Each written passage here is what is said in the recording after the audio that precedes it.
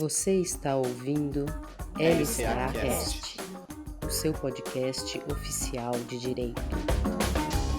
Olá pessoal, tudo bem? Meu nome é André Camargo, sou advogado, professor e mais ainda, nesse momento, liderando esse projeto super bacana que é o MBA em Governança, Ética Empresarial e Compliance da querida LCA, que está chegando, hein, pessoal? Nós estamos aí na véspera, antivéspera do lançamento do programa e nós estamos gravando alguns podcasts com os nossos queridos e queridas professoras que compõem esse timaço aí, que está construindo um programa super especial para vocês. E nesse processo, nessa fase de lançamento, nós estamos gravando alguns podcasts com o nosso corpo docente. E hoje eu estou muito feliz aqui. Pena que vocês não estão vendo o esquenta para esse podcast, que está mais tão legal quanto que vai ser agora. Eu tenho certeza aí, com duas queridas profissionais, talentosíssimas profissionais, amigas, professoras de mão cheia, né, como a gente fala, e mães, todos os papéis possíveis. Elas vão explicar aqui como é que essa leitura, né, da governança, sob o ponto de vista aí do que a gente chama práticas ESG, mas elas vão aí fazer algumas ponderações bem interessantes com essa visão privilegiada que elas têm. Elas rodam várias escolas, elas rodam vários eventos, várias instituições também. Elas vão aportar aqui uma experiência muito, muito interessante sobre como é que o tema está sendo conduzido nas várias frentes em que elas participam. Então, eu estou muito feliz aqui de receber Ângela Donaggio, né, queridíssima. Ângela, uma amiga, né, uma das referências hoje no tema diversidade e inclusão, né, governança, né, como grande pilar de toda essa conversa. Ângela, obrigado por você estar aqui, obrigado por você ter participado da gravação de um módulo inteiro aqui do nosso programa. E a gente faz esse podcast, viu, pessoal, também para rever os amigos, tá? Já vou contar os segredos aqui. Obrigada, querido. Obrigado por estar com a gente, Ângela. É um Ângela. prazer estar aqui com você, querido. Muito obrigado, Ângela, querida, e não menos importante, não menos querida, Fernanda Borim. Olha, Fernanda, passamos por tudo nos últimos tempos, pandemia, tudo. A Fernanda é uma querida, uma vida executiva, um histórico maravilhoso, professora também dessas temáticas, e enxerga também o problema e vê o problema também sob a perspectiva de recursos humanos, né? De como é que isso é visto também na perspectiva da pessoa que trabalha, que endereça e que gerencia grupos de pessoas. Então, Fernanda, obrigado por estar com a gente, uma querida. Eu que agradeço o convite, mais uma vez estar aqui e contribuir com todos vocês. E duas mega profissionais, pessoal, vocês vão ver, eu tô levantando a bola, mas não chega à altura do que elas merecem. Então, nós pegamos aqui, pessoal, alguns pontos muito, muito assim, meio que sensíveis do tema ESG.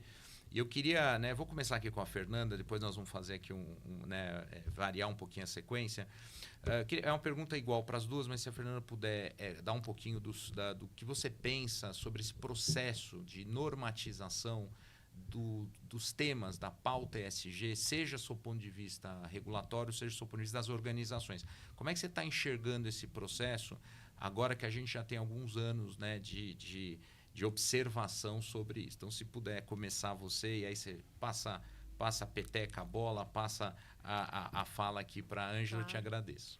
Acho que a gente vem numa sequência de várias discussões e nos últimos 20, 30 anos cresceu muito a discussão do ESG e começou muito forte com a parte mais ambiental nas empresas. Vamos usar uma embalagem bonita, vamos cuidar para fazer menos uso de plástico, muitos produtos com refil.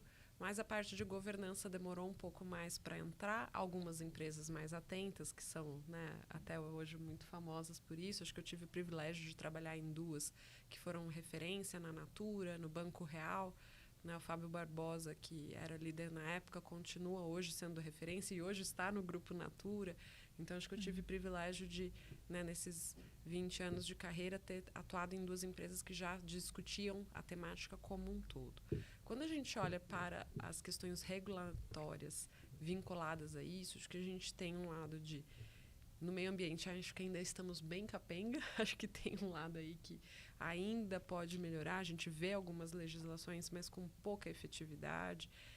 vamos fazer o retorno das embalagens e tudo isso. E isso é uma discussão que já tem mais de 15 anos e ainda sofre bastante. A gente não tem infraestrutura nas cidades. Você pode fazer a coleta seletiva na sua casa, mas se depois não tiver como direcionar corretamente, não faz. Meus pais sempre fizeram. E esses dias eu descobri que, por exemplo, e eles moram numa cidade aqui do interior de São Paulo, não existe depois, pela prefeitura, um direcionamento correto do lixo separado. Então, a gente tem uma dificuldade ainda de ter o ciclo completo quando a gente olha. E para as questões, quando eu olho para as pessoas, né, como no lado mais das pessoas, eu vejo que tem um desafio legislativo grande por vários motivos. Primeiro, que acho que boa parte dos nossos governantes continuam sendo homens. Nós, sociedade, ainda estamos com dificuldade de eleger mulheres que possam ajudar a trazer não só mulheres, mas pessoas que tragam todas as nossas letras de diversidade, que representem as diferentes necessidades para discutir os programas de leis. Quando a gente fala, olha, temos o Comitê da Mulher e que nenhum homem aparece na foto para discutir o Comitê da Mulher, isso me preocupa, porque eu, sendo mulher, só estou conseguindo visualizar o lado mãe agora como mãe. Eu achava que eu sabia, como mulher, como filha, o que era o papel de mãe. E só agora que eu sou mãe, eu falo, gente, desculpa, eu acho que eu fiz vários programas para mulher com muitas falhas, né, dentro como gestora de recursos humanos, implantei projetos super, que eu tenho muito orgulho, mas que eu vejo que eles preparam a mãe até o nascimento. A mãe no puerpério, a mãe na amamentação, a mãe com N questões, daria para, como organizações, fazer vários programas de continuidade da mulher e que eu nunca fiz. E agora, sendo mãe, eu falo, nossa, a gente precisa cuidar disso num programa. E como eu vejo governantes só homens, eu falo, eles também não vão ter essa visão. Então, acho que a gente tem um desafio aí legislativo grande enquanto a gente não tiver um corpo que represente. Então, um desafio que a gente fala, precisamos ter 50% de homens e mulheres nas empresas, por que a gente não coloca a mesma regra para os nossos órgãos, para a gente ter essa representatividade com qualidade?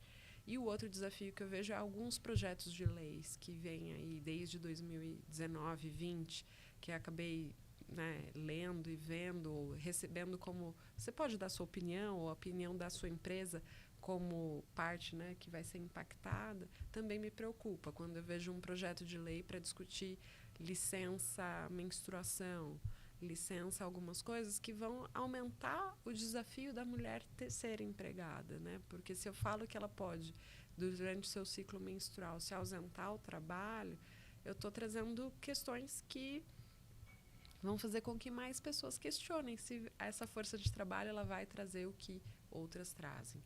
E que nem todas as mulheres têm os desconfortos que vão impedir de trabalhar. Tem algumas que têm, não tiro esse mérito. Mas não é todo ciclo, não é frequente. Então, a saúde como um todo, temos diferenças? Temos. Mas isso não significa que a gente precisa ter tantas leis e tantas coisas. Então, ter essa igualdade de representação, acho que é um ponto que ainda está devendo para a gente. Então, poderia dizer, poderia dizer que para você, então, seria um copo está enchendo, mas com certas dificuldades, certos desafios. A gente poderia fazer uma metáfora. Eu acho que tem uma evolução, mas acho que é uma evolução que ainda não está...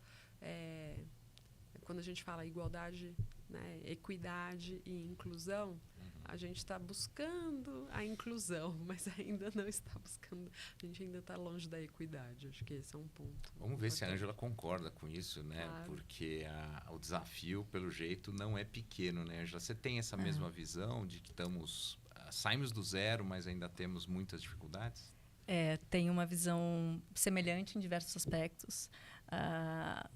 E tem um artigo que eu escrevi há um tempo atrás que era assim: estamos evoluindo a passo de formiga e sem vontade, né? Citando a música, né? E tem algumas instituições, o que eu vejo, né, de regulação e autorregulação. Temos tido avanços em relação a isso. Então, Posso citar, por exemplo, em relação à diversidade, a regulação da bolsa da B3, a regulações de bolsas de valores de outros países, diversas regulamentações que buscam coibir o greenwashing, que buscam normatizar e deixar claro, bom, que conceito que a gente está falando, sobre o que a gente está falando, será que realmente você está sendo verde, como você diz, sustentável, como você diz. Só que sustentabilidade e ESG é algo muito mais complexo do que a nossa pequenez consegue absorver. Porque aqui eu cito a frase do Mencken, que ele diz, para cada problema complexo existe uma solução simples, clara e completamente equivocada. Então, quando a gente pensa, hoje, vindo para cá, eu vi uma propaganda de um saquinho de lixo proveniente do mar, né? Um saquinho de lixo reciclado proveniente do mar. Eu falei assim, nossa, que legal. Mas eu pensei, poxa, mas saquinho de lixo vindo do mar é ótimo porque tira do mar, mas aí, ao mesmo tempo, vai colocar de novo na terra, vai soltar microplástico na terra. Então, de certa forma, é algo que... a sustentabilidade exige que a gente sempre pergunte mais de um porquê. Mais de um porquê, né? E para quê, e vá além. Então, vamos para resolver este problema. É claro que não vai ter uma bala de prata para 200 anos aqui só de ambiental, né? 200 anos de aquecimento global em função de combustíveis fósseis. E que a nossa pegada aqui, como indivíduos, é ridícula se nós compararmos com indústria e compararmos com pecuária. Então, assim... o nosso trabalho de reciclagem e dos seus pais é algo que nos faz dormir bem à noite, mas que coletivamente assim, é importante se ter mais e mais consciência, mas o que nós precisamos falar é de indústria e agropecuária, como mudar esse sistema. E, infelizmente, ainda nós temos uma visão mecanicista desses sistemas. Então, de como se as empresas fossem máquinas, assim como as pessoas fossem máquinas. Fatores de produção, né, que usavam. Fatores de produção, recursos, não é à toa que a gente chama de recursos humanos, que são processados e depois viram lá uma moedinha de dinheiro no final das contas. Então, nós precisamos mudar essa visão, essa mentalidade mecanicista da era industrial. Nós estamos numa era pós-industrial, nós precisamos de uma mentalidade pós-industrial, uma mentalidade contemporânea que nos leve para outro lugar e que nos permita concordo com ela, de ter o maior tipo de representatividade possível. Por quê? Porque é justamente com essa representatividade que nós vamos achar soluções que não vão vir de grupos homogêneos privilegiados que sempre estiveram no poder. E que não vão enxergar essas soluções. Por quê? Porque grande parte desses problemas não os afetam.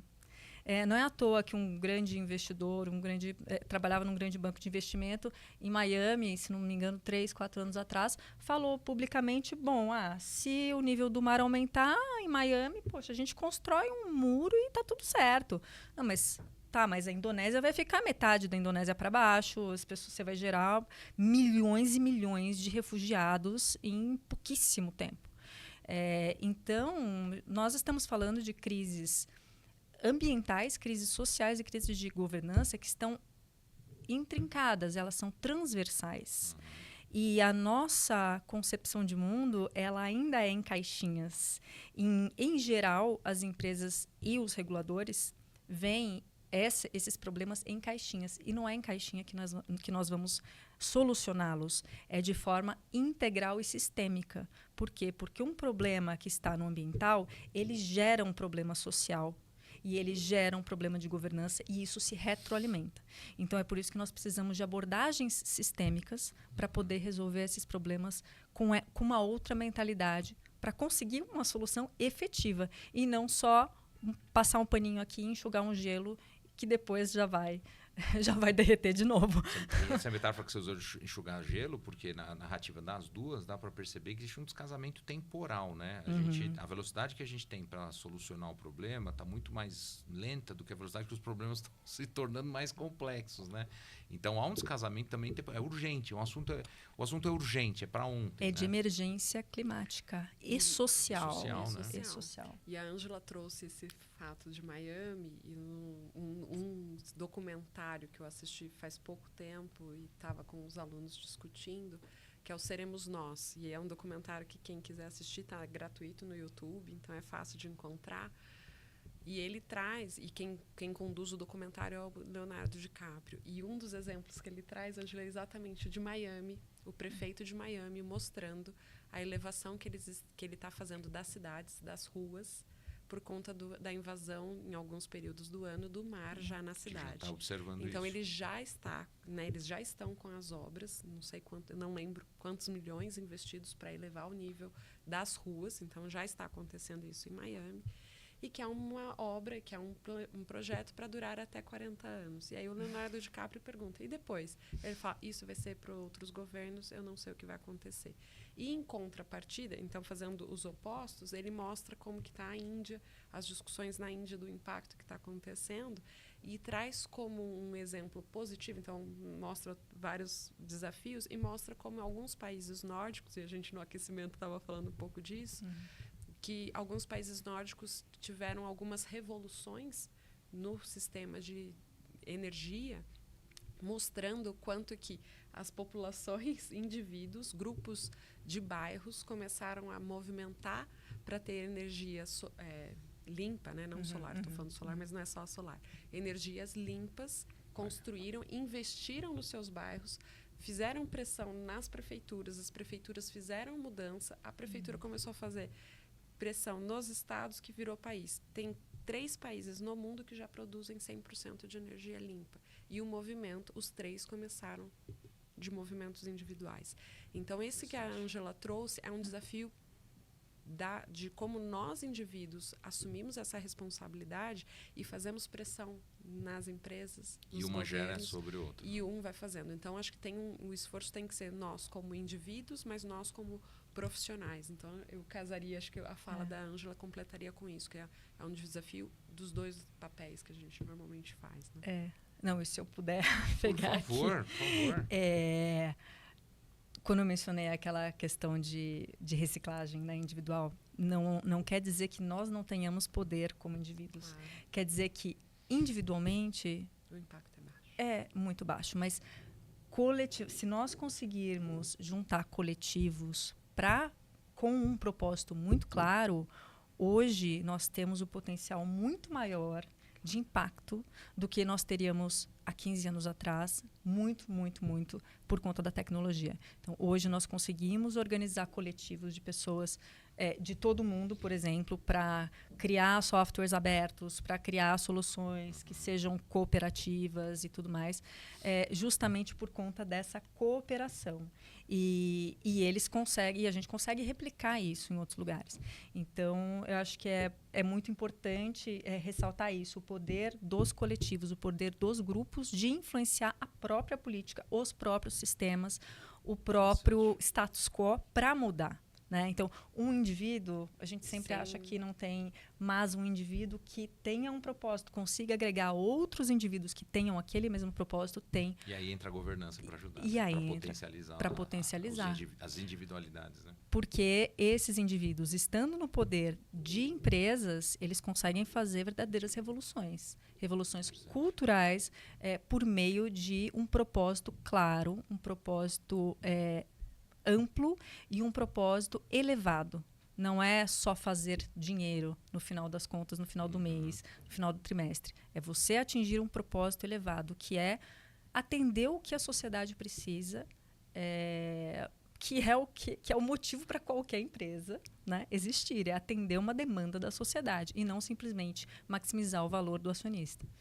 Já aproveitando que você tocou um ponto, tem algum exemplo positivo nessa grande batalha que a gente está descrevendo aqui, que você poderia destacar? Ela talvez não que já tenha ganho a batalha, mas que está mais bem encaminhada dentre tantas tantos os desafios. Você tem algum exemplo positivo para nos dar esperança nessa conversa aqui? Porque depois nós vamos para a parte, porque eu vi que os desafios são grandes, mas tem algum exemplo, algum tema que está se destacando mais? Bom, exemplos, eu gosto bastante de destacar alguns exemplos empresariais, né? Então, eu gosto de destacar, por exemplo, o caso da Mercur, que é uma empresa brasileira, cuja liderança principal hoje é o Jorge Rezel. Eu gosto de destacar o caso da Barry-Wehmiller, que é uma empresa gigantesca global, com mais de 12 mil funcionários, que a liderança é o Bob Chapman. O Berjoli, que foi CEO da Best Buy. Então, são exemplos de lideranças que fizeram esse trabalho individual, que eu mencionei antes. Então, o que o indivíduo, né, pode fazer. Então, fizeram esse trabalho individual de conhecimento de si. E conhecimento de si engloba sentimentos, engloba o que eu represento, que papel que eu represento, por que eu represento esse papel, será que isso sou eu mesmo e tudo mais. O que eu sou que é verdadeiramente eu, né? Então, fizeram um trabalho de autoconhecimento e, neste trabalho de autoconhecimento, perceberam o tamanho da sua responsabilidade ao liderar milhares de pessoas. Por exemplo, o Bob Chapman foi eleito em 2023 o melhor CEO do mundo. E ele mesmo fala, olha, eu não era nada diferente de qualquer CEO. Então, assim, eu fui formado em contabilidade, fiz MBA em finanças, tal. Se tivesse que demitir pessoas, eu demitia. Se tivesse que... Eu não achava que havia uma dimensão social da coisa e tal, a não ser eu remunerar a pessoa pelo que ela está, né? Ok, fazendo. No tradicional, né? Tradicional, que é o que é ensinado nas escolas de negócio. Quer dizer, não existe uma dimensão ética dentro da empresa. E aí, por uma questão pessoal, ele teve uma epifania no casamento da filha dele. Ele teve uma epifania e ele percebeu que tudo que ele aprendeu nas escolas de negócio era sobre gestão. E tudo que ele aprendeu como pai era liderança. Interessante. Então, ele passou a mudar a forma dele e não mais buscar gerenciar pessoas, mas buscar ser uma liderança para as pessoas. E foi um processo que, claro, levou anos. Depois a gente pode, se vocês quiserem, eu posso falar algumas questões desse caso. E da Mercur também, maravilhoso, da Best Buy também. Mudanças culturais e mudanças que partiram do indivíduo, partiram da liderança. E muitas vezes, e podem partir também, não da principal liderança, que é o CEO nesse caso, mas podem partir da média gestão.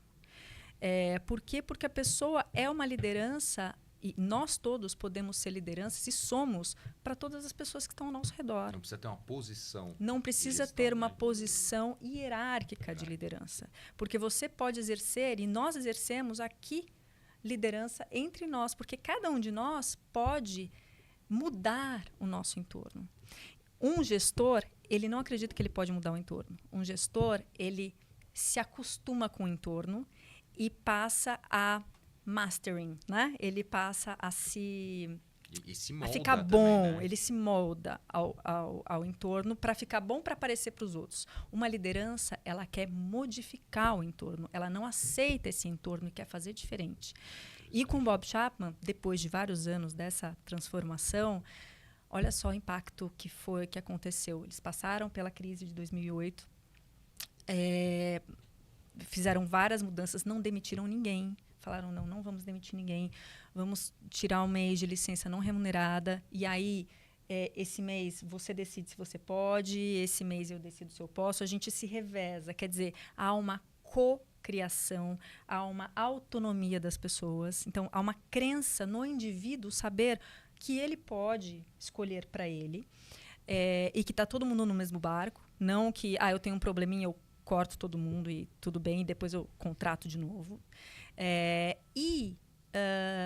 Depois de um tempo, depois que passou a crise, eles ficaram muito melhores. Então, essa é um elemento marcante das empresas que têm lideranças que pensam além, que entendem um propósito maior, que entendem a sua responsabilidade. Por quê? Porque quando vem uma crise, elas ficam melhores depois da crise. Não apenas elas sobrevivem, mas elas voltam melhores do que elas eram. Mais do que resiliência. Mais do que resiliência. E não é o bounce back, é o bounce forward, né? E aí, depois de muito tempo, ele perguntou para um dos funcionários, ele perguntou assim, o que mudou na sua vida com essa diferente forma de falar com as pessoas, liderar os grupos, gestão, liderança, o que mudou? E ele achou que fosse vir uma pessoa do chão de fábrica, tal. Ele achou que fosse vir, eu estou sendo mais, estou tendo mais responsabilidades, estou tendo, né, enfim, sendo mais reconhecido, sendo mais remunerado, tal. Ele falou o seguinte, a resposta foi a seguinte: eu estou brigando menos com a minha esposa. O efeito foi externo. E o Bob Chapman escutou isso e falou assim, como é que é? Aí ele fez uma pesquisa e ele verificou que o número de divórcios tinha diminuído.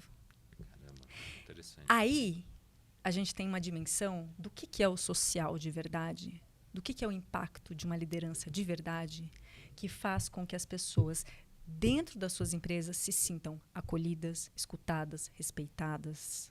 Elas se desenvolvem. Elas se desenvolvem e quando elas vão para casa, elas vão fazer o mesmo em casa. E elas vão acolher, escutar, ajudar, cooperar. Porque se elas levam porrada na empresa e se elas só escutam gritos e tudo que a gente sabe que muitas vezes acontece em culturas tóxicas, que infelizmente é a regra ainda, mas nós estamos trabalhando para não ser mais, ela vai fazer isso dentro de casa.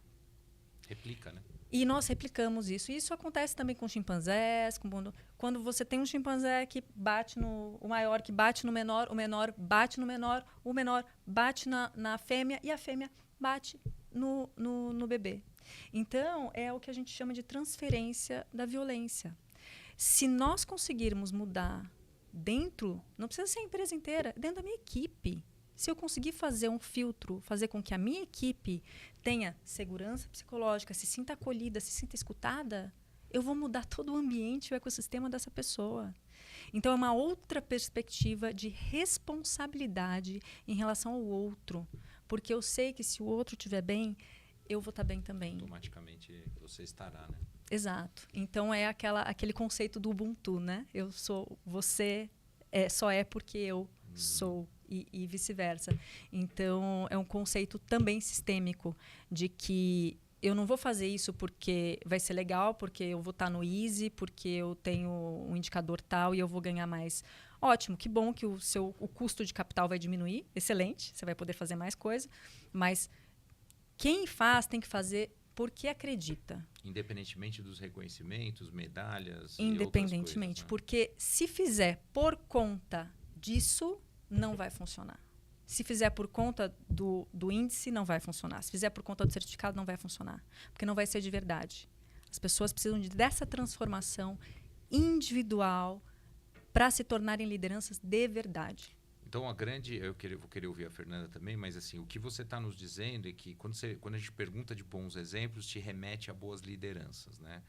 Que passaram por todo esse processo de transformação interno para depois trabalhar no âmbito da organização que gerou efeitos fora da organização. Então, existe um certo caminho, né, como é que você mede o que dá dando certo? Você precisa de pelo menos 3 elementos, né? Um individual, né, da liderança, o efeito na organização, que muda o clima organizacional, e aí você consegue fazer um terceiro movimento, que é o impacto externo, e isto sim a gente consegue enxergar um efeito ESG, vamos dizer assim. E você deu um exemplo mais S, né? Mas imagino que tenha também outros com efeito G, né? E E, né? Sim. Mas é bacana que você trouxe isso. Eu vou passar para a Fernanda, porque esse é legal, porque a fórmula do sucesso parece que já começa a ser mapeável, né?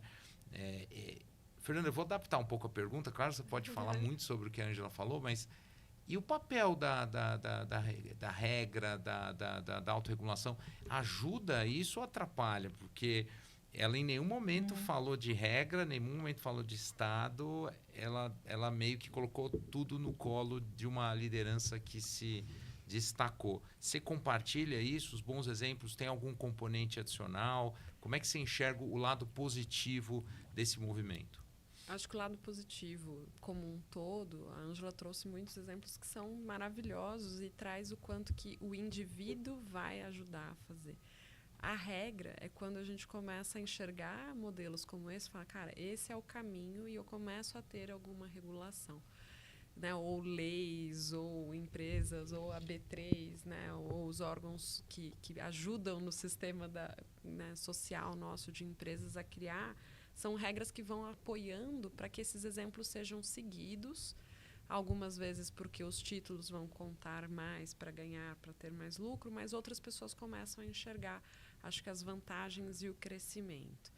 E aí, pensando nos exemplos e como que essas regras ou esses movimentos de algumas leis que parecem que às vezes atrapalham, mas ajudam a orquestrar, trazendo uma experiência que eu vivi, mais uma experiência junto com, que já é um case muito conhecido. Na Natura, a discussão de refil. Refil é um produto que já existe na Natura, já é uma coisa tão antiga, tão velha, que ninguém nem lá dentro, acho que mal discute isso como um exercício. Mas quando a gente vê, depois tendo regulações ou leis discutindo a logística reversa, para a gente trazer aí, trazendo um pouco do que você trouxe, né? Como que a gente fala de um pouco do E. Isso. Mas é uma legislação que surgiu e que começa a falar assim, bom, então se eu vou produzir embalagem, como que eu tento reduzir o impacto, como que eu começo a fazer, como que eu faço incentivo. E aí a gente olha que a Natura puxou isso, pelo menos no Brasil, a gente vê um grupo boticário criando, um concorrente criando, traga a embalagem de shampoo ou qualquer outro item e ganhe desconto, você começa a ver movimentos concorrentes que param de se olhar como concorrentes. Eu vejo muito esse segmento de estética não tendo uma concorrência mais saudável do que outros, no aspecto de ver a boa prática do outro e vamos tentar casar para fazer com que esse movimento social, ou esse movimento de práticas das empresas virarem um movimento social, você começar a ter desconto. Quando a gente olha para a prática, hoje a gente já vê no mercado, você quer sacolinha? Sim ou não? Quantas pessoas hoje levam? Há 10 anos, ninguém aqui no Brasil trazia sacola. Aliás, se evocava o Código de Defesa do Consumidor, dizendo, eu tenho o direito a levar o meu produto numa sacolinha. Era o direito ambiental versus o direito do consumidor, é uma discussão jurídica, né? E que nós temos isso até hoje em vários outros aspectos. É ótimo que você trouxe essa questão, né, do ambiental e do consumidor, porque eu tenho isso também quando eu olho para as legislações trabalhistas. Tem legislação trabalhista que não conversa com a legislação dos órgãos, por exemplo, como um Bacen, que exige que você verifique dados dos seus funcionários e que na legislação trabalhista fala, você não pode verificar nada do seu, você tem que confiar. E aí, onde que esses dois órgãos estão se conversando? E aí chega uma LGPD no meio do caminho, né? E que põe um pouco mais de tempero nessa discussão. Mas que a gente tem coisas que ninguém está conversando junto. Então, quando eu falo, né, ela trouxe ótimos exemplos de líderes, mas que a gente vê assim, que lideranças que foram muito visionárias, com o seu autoconhecimento ou o quanto eu impacto a sociedade e o ambiente, eles começam a fazer movimentos que vão movimentando não só a sua empresa, mas todo o entorno. Então, eu vejo um grupo boticário com refil, com práticas de trazer, e que às vezes a gente trouxe. Uma Natura que falava assim, mas nunca vai concorrer com a Avon, comprou a Avon. Né? Então, você começa a ver que o modelo, quando às vezes pode não dar o melhor resultado, que tem outros que dão o resultado mais agressivamente, mas que no fim do dia ele consegue se manter de uma forma mais equilibrada. Então, esse efeito contaminação, dominó do bem, que vocês duas estão descrevendo, tem um contra-efeito, que é o próximo ponto aqui. Vocês descreveram um monte de desafios. Então, nós somos 3 viesados nessa conversa, ou seja, esperançosos, batalhadores pelos assuntos. Mas o que você... todo esse sorriso que a gente está abrindo agora, a gente vai fechar, porque vocês falaram que depende de liderança, depende de, sei lá, de um movimento, talvez de uma provocação de mercado, que é o que você está falando, ou seja, o meu par é o peer pressure, né? Meu concorrente está fazendo e tal. Por que não vai mais, Fernanda? E aí é a esticada que eu queria dar num argumento. Porque se é tão bom, se é urgente, se todo mundo já sabe, a gente já falou, se temos tecnologia, profusão de livros sobre estudos, dados, né, ou pesquisa sobre isso. O que está pegando para que esse assunto não evolua mais? Vocês são duas representantes, vozes importantes aqui. E quais armadilhas que a gente pode estar caindo e que a gente poderia, e aí olhando o copo não tão cheio, que a gente poderia falar para o nosso aluno, ouvinte, né, espectador, quem está nos assistindo, para a gente poder, olhando esse desafio, também já imaginar quais são as batalhas que a gente deveria escolher. Eu queria começar com a Fernanda, e aí, por favor, amarrando tudo que vocês falaram aí numa continuação. Acho que tem desafios sociais que vêm, né? A gente pode falar de Maquiavel, pode falar de várias pessoas que falam do quanto que o poder muitas vezes brilha os olhos. E a Ângela falou muito bem do lado positivo, do quanto a gente vê o autoconhecimento sendo alguma coisa transcendendo para o positivo, e a falta do autoconhecimento, acho que tem é quase que, né, matemático, né? Quando tem, vai para um lado positivo, e quando não tem, vai para outro.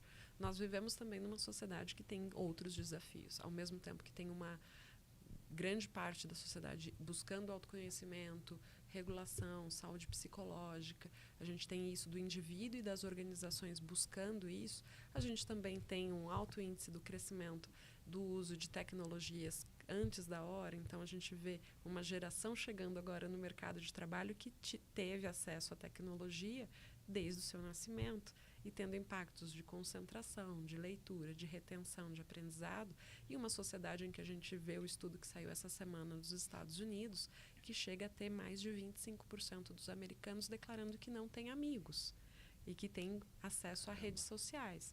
O que isso significa? Significa que são pessoas que estão vivendo a gente está criando, a Ângela trouxe, né, as comunidades, como que a gente pode fazer e que elas vão ter poder de transformação. Mas a gente tem uma comunidade, que a gente está falando de comunidades que se conhecem, que conversam, que fazem. Só que eu tenho também um crescimento do impacto da tecnologia, fazendo com uma disrupção de convívio social, em que a gente tem uma falsa sensação de proximidade e de crença. E que eu começo a ver um Instagramer, um TikToker, um YouTuber ganhando um espaço social em que traz uma falsa celebridade, não estou falando que não são celebridades, mas uma falsa sensação de poder e de impacto, em que todo mundo começa a ter uma ansiedade. Eu preciso ter muitos seguidores, eu preciso ser top A, top B, eu tenho os 15 mil rankings para tudo hoje, você tem classificação. E que isso acaba fazendo com que a gente tenha um crescimento também de uma sociedade que busque esse poder ou esse destaque. E aí, quando a gente olha para os órgãos reguladores, nas empresas e tudo mais, essa busca desenfreada do poder pode fazer com que a gente tenha esses desafios. Então, acho que esse desafio de por que não aumenta, porque eu quero ser o top da minha área, porque eu quero ser o top do meu segmento, porque eu quero ser a que mais traz lucro, eu quero fazer isso, ou eu quero estar nessa posição de poder e de status, e sem olhar qual é o esforço que eu preciso fazer e a responsabilidade que eu tenho com isso. Então, não vou falar que é exibicionista, que as pessoas estão buscando ser, né, exibicionistas puramente, mas acho que tem um outro lado que o poder continua brilhando, né, ou o destaque continua brilhando. E aí, o que o poder, né, qual que é a consequência do poder? Se eu não tiver esse autoconhecimento, eu vou buscar esse posicionamento desenfreado, sem pensar no impacto desse posicionamento no que tem. Então, acho que esse, para nós, continua sendo. Então, do mesmo lado que o autoconhecimento, a falta desse autoconhecimento tem. E o quanto que o dinheiro, o status e tudo isso, para o indivíduo e para as organizações, ainda tem uma relevância muito grande, né? A gente tem um estudioso que eu gosto muito, que é o Barrett, que ele fala dos valores, né? Então, ele criou toda uma ferramenta. E na última vez que ele veio ao Brasil, numa das palestras dele, foi no IBGC, por sinal, ele falou assim, olha, eu estou agora no meu 3º ciclo de carreira. O meu primeiro ciclo foi nas empresas, o meu segundo ciclo foi como estudioso e como consultor, e agora eu sou artista.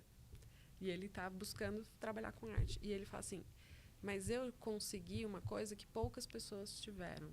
E agora eu já fiz uma disseminação tão grande que eu já tenho tantas pessoas ajudando a buscar o autoconhecimento individual e nas organizações que eu posso me dar o luxo de ir para a minha terceira carreira.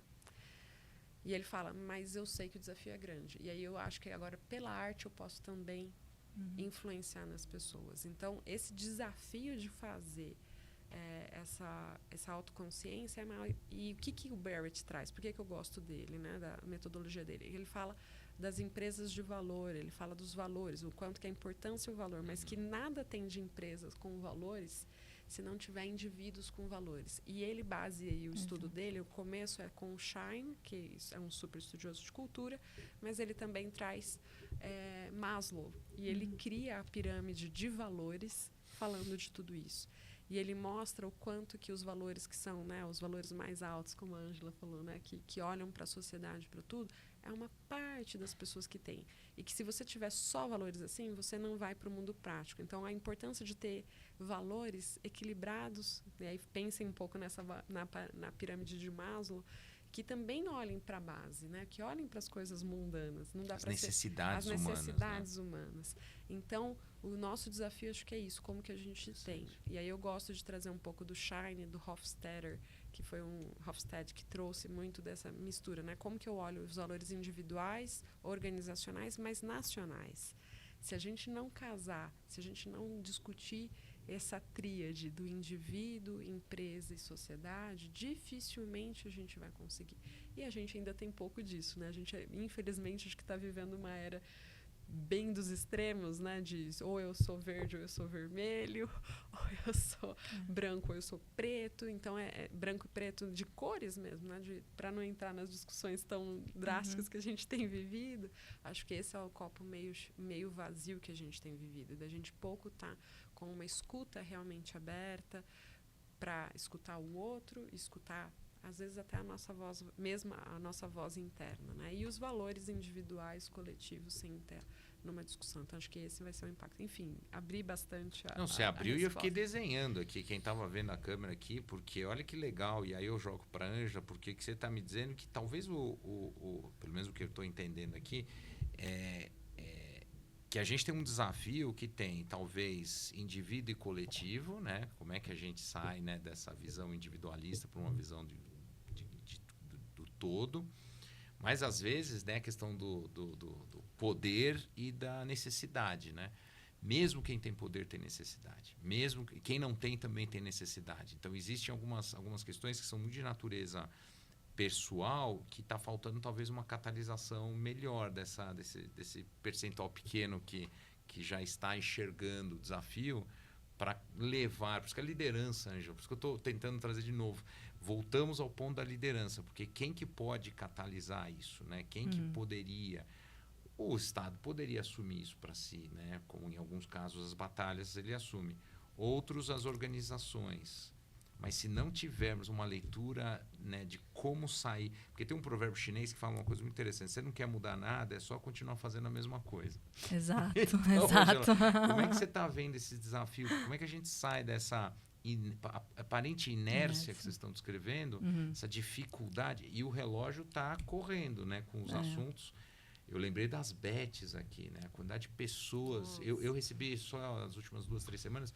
várias pessoas pedindo ajuda posso entrar na justiça, eu posso fazer alguma coisa, perdi uma fortuna, perdi minha casa, e gente do nosso convívio social, tá?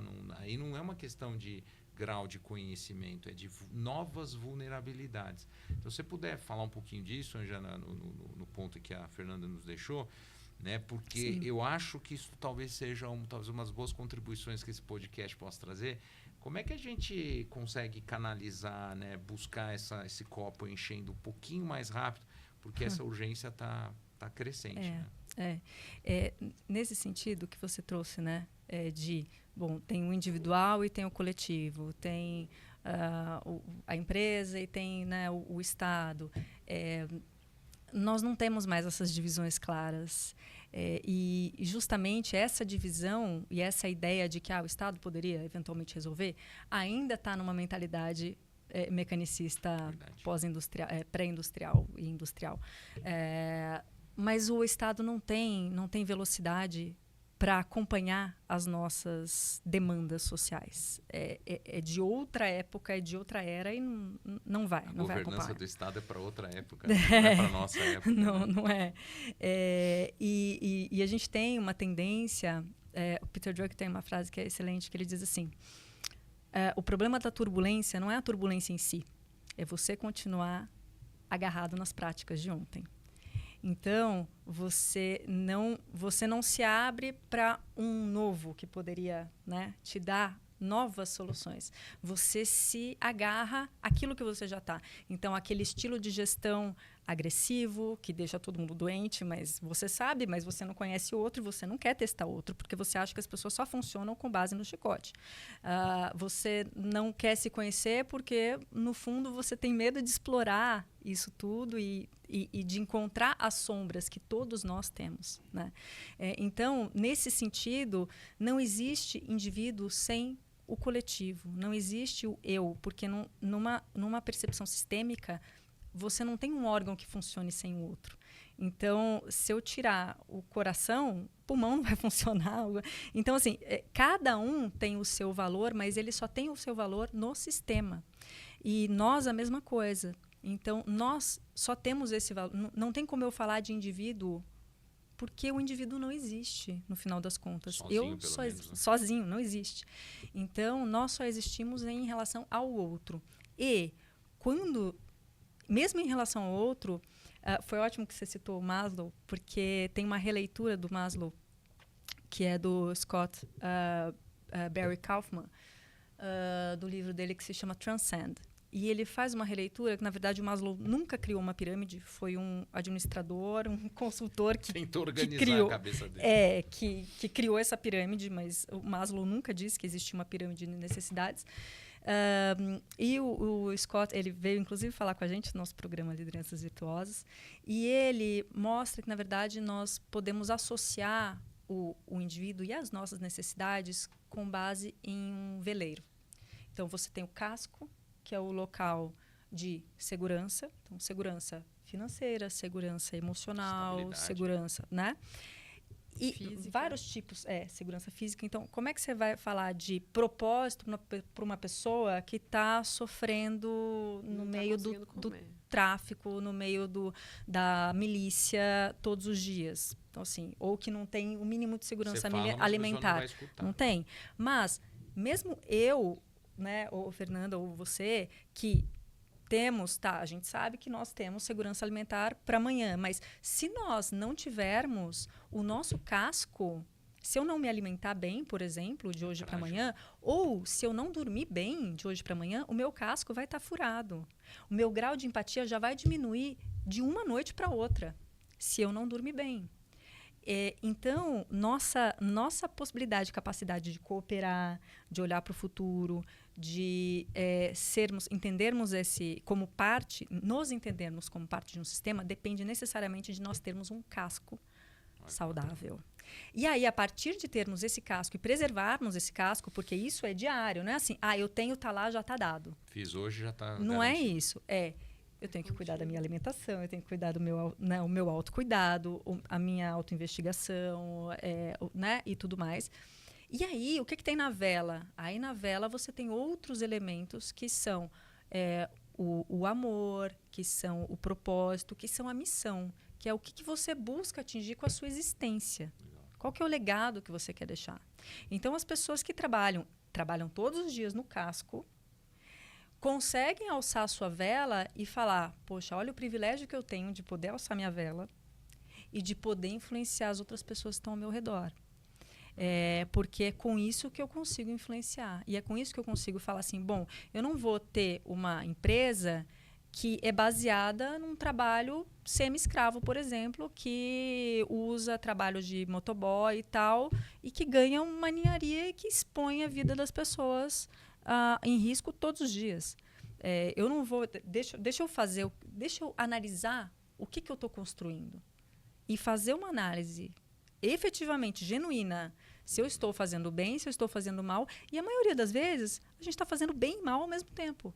Então, vamos olhar para a parte boa, legal, continuamos assim, mas para a parte ruim, deixa eu melhorar. Melhoremos a boa e diminuímos sempre a ruim, Isso, né? exato. E admitir que temos a parte ruim Isso é muito difícil. e é muito difícil. Por quê? Porque a gente quer continuar preservando o nosso ego e numa sociedade hedonista cada vez mais e que só premia os top 5 e tal, ninguém quer parecer sombra. Ninguém quer mostrar suas fragilidades. Ninguém quer Ninguém mostrar quer suas mostrar que tá fragilidades. no casco. Ninguém quer mostrar que é humano, Ninguém quer né? mostrar o casco furado. Mas todos nós temos o casco furado e precisamos Então a gente arrumá-lo volta, todos os Ângela, dias. para a mesma discussão que você abriu lá. Volta. Voltamos, que a gente tem que trabalhar o indivíduo. E Não é esse ponto que São a 3 Ângela- professores, tá, pessoal? Se a gente às vezes foge do script é porque a gente acredita que as pessoas podem mudar o mundo. E esse é um exercício que pressupõe essa reflexão sobre quem somos, o que a gente pode fazer, qual é o nosso papel. As organizações refletem o que a gente é, não é isso? No Exato. fundo, ela não deixa, não é a gente estava falando antes aqui, 2 personas, né, separações de papéis. Porque o que deixa a gente um pouco aflito num debate como esse, eu acho que vocês têm a mesma aflição, é que a gente parece saber o caminho, né? Mas acho que é Teoricamente difícil, falando, a gente é. sabe, mas é muito difícil botar É em muito prática. É né? que ele tem muito um difícil. caminho longo, né? Acho que a Ângela foi trazendo esse exemplo do casco e a comparação com... Eu não vou conhecer depois o Scott, mas é muito parecido com o Barrett, a mesma visão.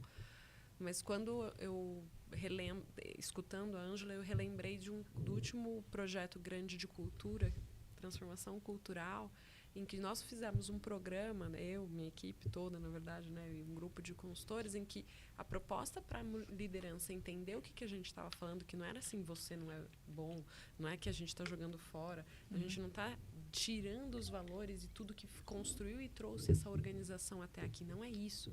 Nós estamos falando é que a forma como nós estamos fazendo, nós precisamos mudar. É a forma. E parte do que eu escutei de alguns líderes, depois de viverem, porque a gente fez 3 encontros, eram 3 datas diferentes, mas cada data compunha 3 dias e 3 dias de imersão full. Imersão full significa que você vai ficar neste hotel, sim, você vai ter que, se precisar trazer sua família, você traz, mas assim, você vai ficar no hotel porque a gente está querendo mostrar para você que desde a forma como você entra no quarto, o que você vai fazer no quarto. Então, a gente tinha você chegou no quarto, então desligue isso, tinha a orientação, o passo a passo do que a pessoa precisava fazer, que ela precisa agora fazer uma meditação. Um dia a gente convidou para fazer uma meditação, um dia a gente convidou para fazer um yoga, um dia a gente convidou para fazer uma aula de atividade física, outro dia de medicina ayurvédica, como que você escova seu dente. A gente falou até do escovar os dentes. Caramba. Com a liderança. E é óbvio que outros temas que a Ângela já trouxe. Mas por que eu estou trazendo esse exemplo?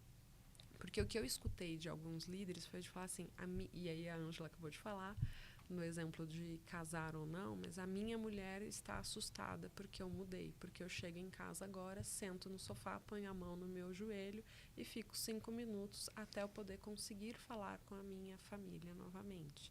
E quando eu chego no estacionamento, eu fico 5 minutos no carro antes de entrar.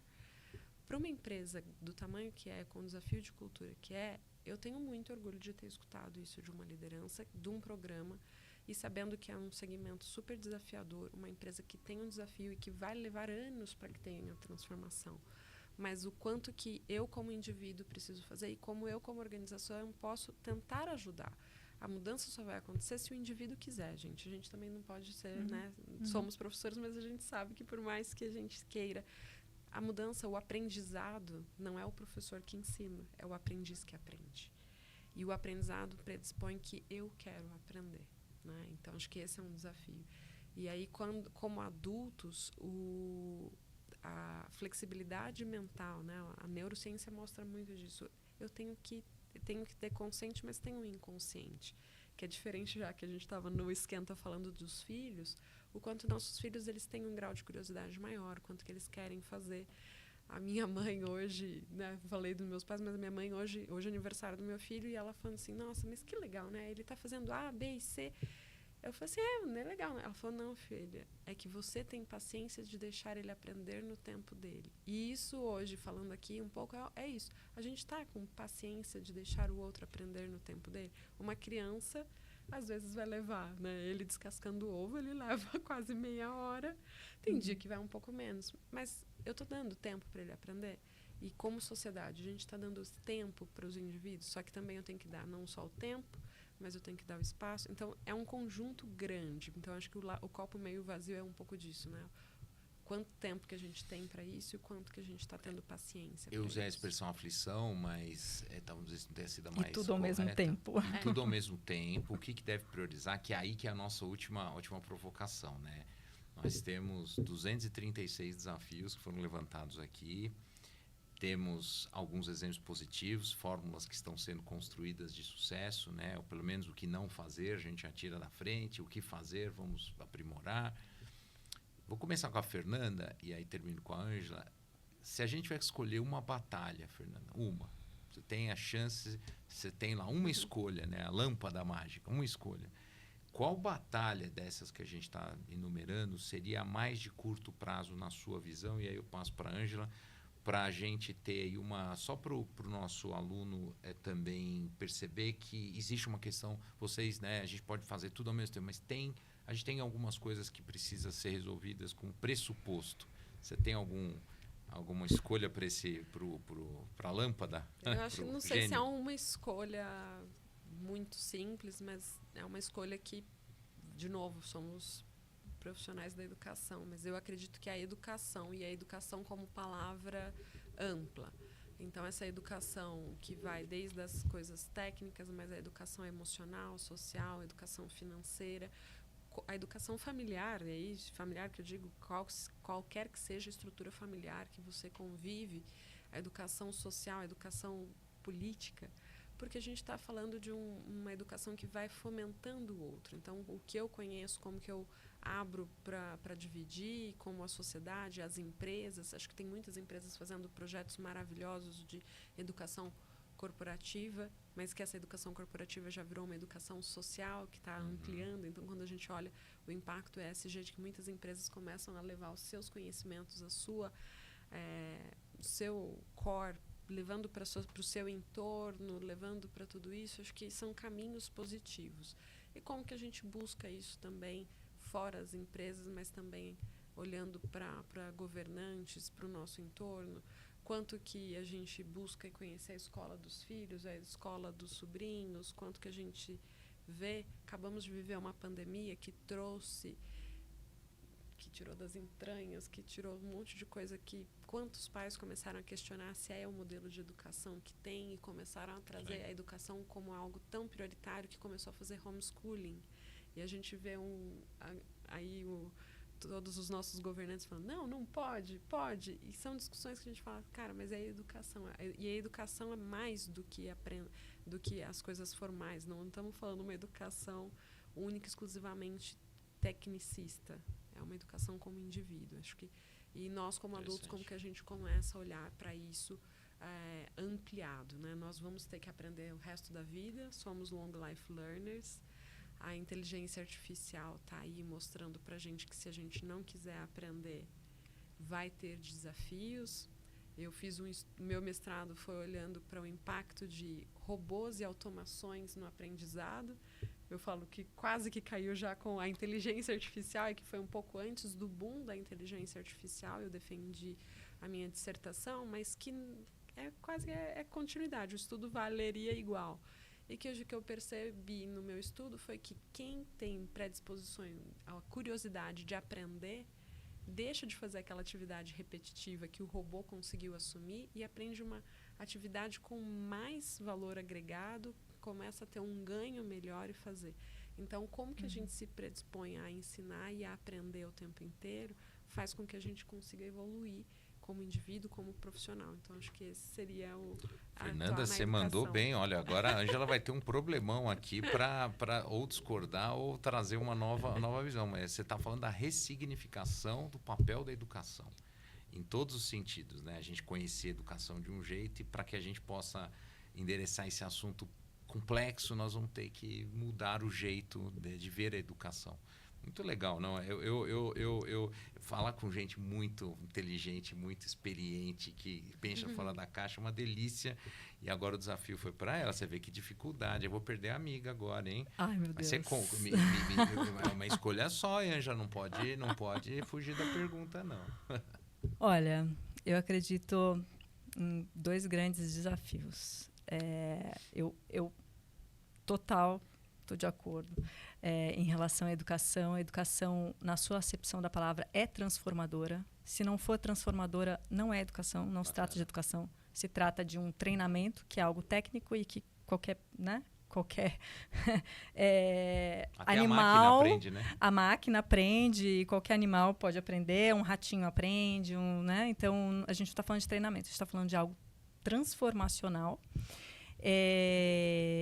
E eu acredito que, nesse sentido, o desacelerar em um mundo que te pede para estar 24 horas conectado todo dia, e o mundo das máquinas inteligentes que faz isso estar no exponencial com ChatGPT 4 e etc, que vai vir, é algo que exige de nós uma energia e que vai ser gasta no lugar errado se nós continuarmos sem perceber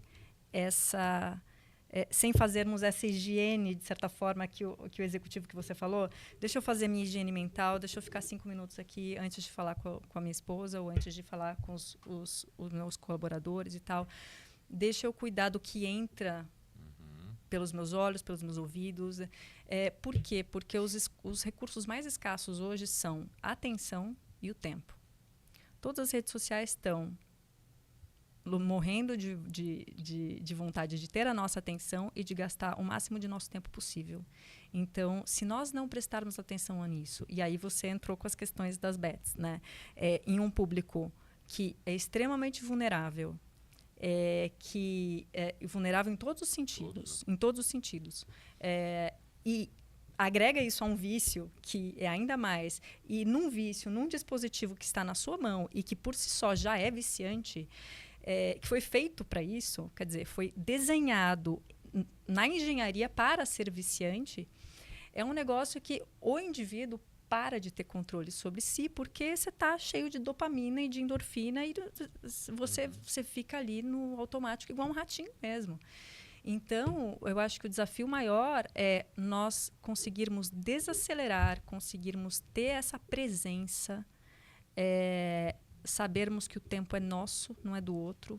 Nós é que temos essa prerrogativa de dizer o que é a minha prioridade, o que não é. Agora, para isso precisa desse autoconhecimento gigantesco e precisa se desenvolver essa educação transformacional.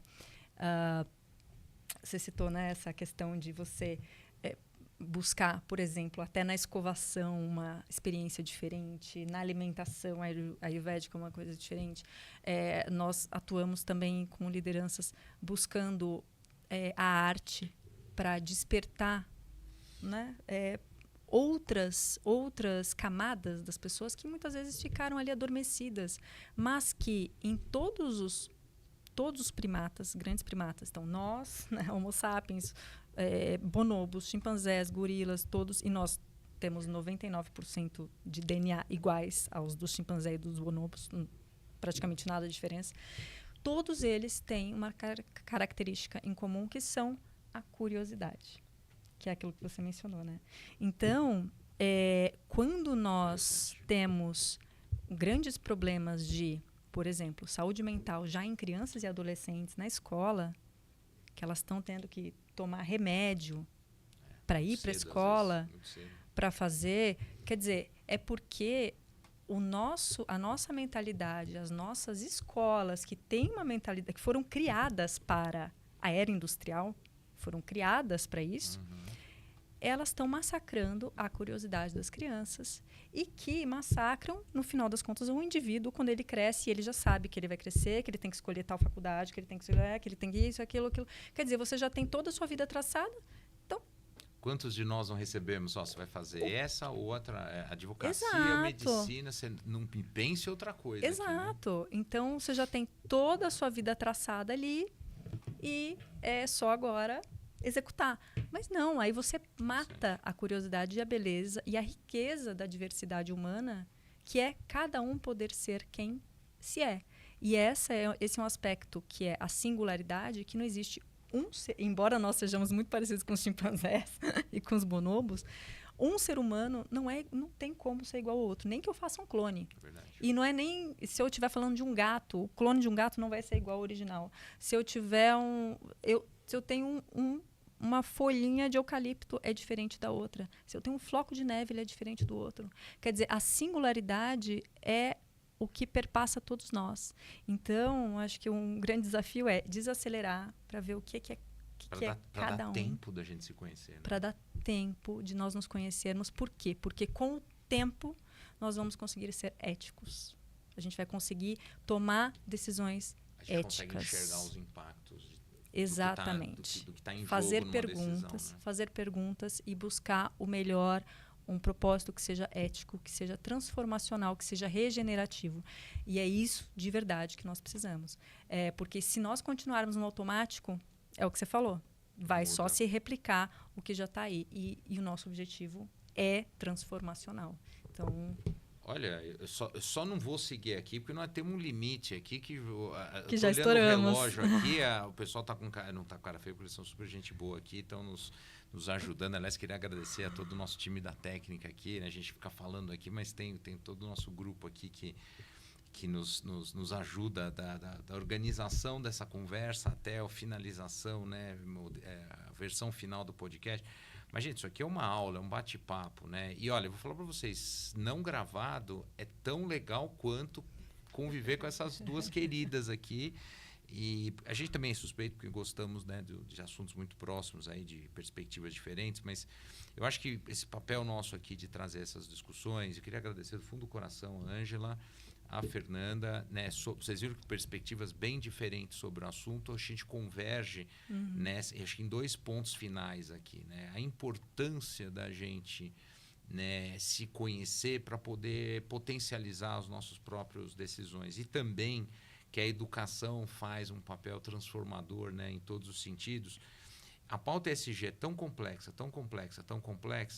que se a gente também achar uma solução, como você falou, trivial, rápida, não vai funcionar. A gente precisa se unir, precisa, né, fazer porque o G da governança é tão importante. Como é que nós vamos potencializar as boas intenções, as boas ideias em grandes obras, em grandes mudanças da organização e, por que não, da humanidade. Então, estou muito feliz, honrado, privilégio, prazer de estar aqui com vocês. Aprendi demais, hein, pessoal?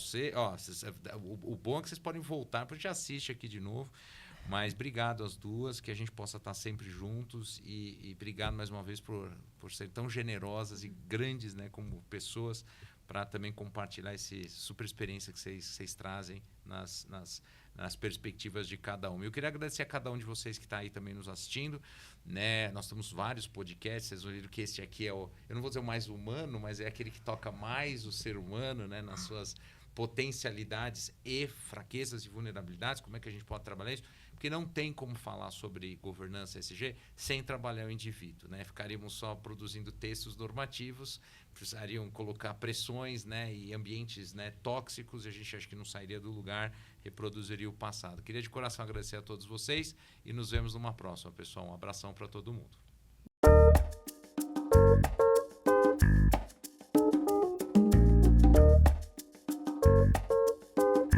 Você está ouvindo LCA Cast, o seu podcast oficial de direito.